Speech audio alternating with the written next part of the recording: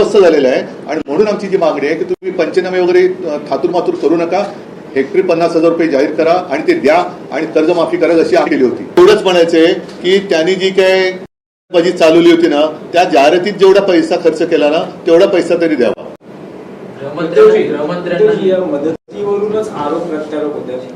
तुम्ही किंवा तुमच्या पक्षाच्या नेत्यांनी जे म्हटलं की फोटो लावून मदत केली जाते, त्यावर उपमुख्यमंत्री शिंदे यांचं असं म्हणणं आहे की गद्दाराच्या प्रश्नाला मी उत्तरच देत नाही. पण त्यावरचे फोटो बघण्यापेक्षा गद्दाराच्या आणि पूर्वीही अशी मदत केली जाते, तेव्हाही फोटो छापले जातात. मी गद्दाराच्या प्रश्नाला उत्तरच देत नाही. गद्दार तो गद्दारच, आज सुद्धा बोलतो तो गद्दारच आहे आणि गद्दाराला मी उत्तर देत नाही.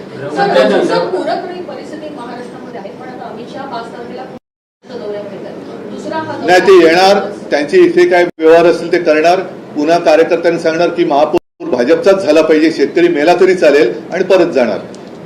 कारण ते मागे आले होते लालबागच्या राजाच्या दर्शनाला म्हणून आले, तेव्हा माझा मराठी बांधव मराठा समाज मुंबईमध्ये होता, त्याला ते भेटले नाहीत आणि कार्यकर्त्यांना भेटून मुंबईत महापौर भाजपचाच होणार एवढं बोलून ते गेले. त्यांना दुसरं उद्योग काय? त्यांना खूप मोठी मोठी कामं आहेत, क्रिकेटच्या मॅचेस खेळवायचे आहेत, जयशाह आणखीन काय मागेल त्याचे हट्ट पुरवायचे आहेत. भाजपचं असं म्हणणं की आपला जो दसरा मेळा होता त्याच्यावर 63 कोटी रुपये खर्च होतात. त्याचं बिल मी उद्या त्यांच्याकडे पाठवतोय. माझ्याकडनं तुम्ही घेऊन जा आणि मला पैसा आणून द्या. गृहमंत्र्यांना या ठिकाणी पहिलं निवेदन दिलं होतं मुख्यमंत्र्यांनी, उपमुख्यमंत्र्यांनी, त्यानंतर दिल्लीमध्ये मुख्यमंत्र्यांनी तातडीची भेट घेतली. 6 दिवसानंतर अजून देखील उत्तर नाहीये. मला असं वाटतं की आता त्यांची जर का थेर झाली असतील क्रिकेटच्या मॅचेस वगैरे, तर आता तरी पूरग्रस्तांकडे लक्ष द्या. पंचनामे पूर्ण झालेले नाही आहेत, आठवडा दीड आठवडा झालेला आहे. पंचनामे पूर्ण करण्यासाठी जे पुरावे लागते देखील आता नष्ट होत आहेत. भाजीपाला असेल किंवा पिकं असेल ते पूर्ण नाही. एक तर काय झालेलं आहे, जे निकष विमा कंपन्यांनी सुद्धा जे काही निकष लावलेत ते निकष हे पूर्णच होऊ शकत नाही. त्याच्यामुळे विम्याची रक्कम कधी मिळणारच नाही, अशा पद्धतीने ते निकष ठरवले गेले. पंचनामे सुद्धा माझं तेच म्हणणं आहे की पंचनामे अजून पुरे होत नाही. आणि पंचनामे कसले करताय? डोळ्या देखत तुमचे डोळे आहेत ना, डोळ्याच्या खोबणीत काय बसले की नाही, तर ते बघा ना तुम्ही. दिसतंय शेतकरी रडतोय, शेतकरी आत्महत्या करतोय, पिकं पाण्यात सडून गेले.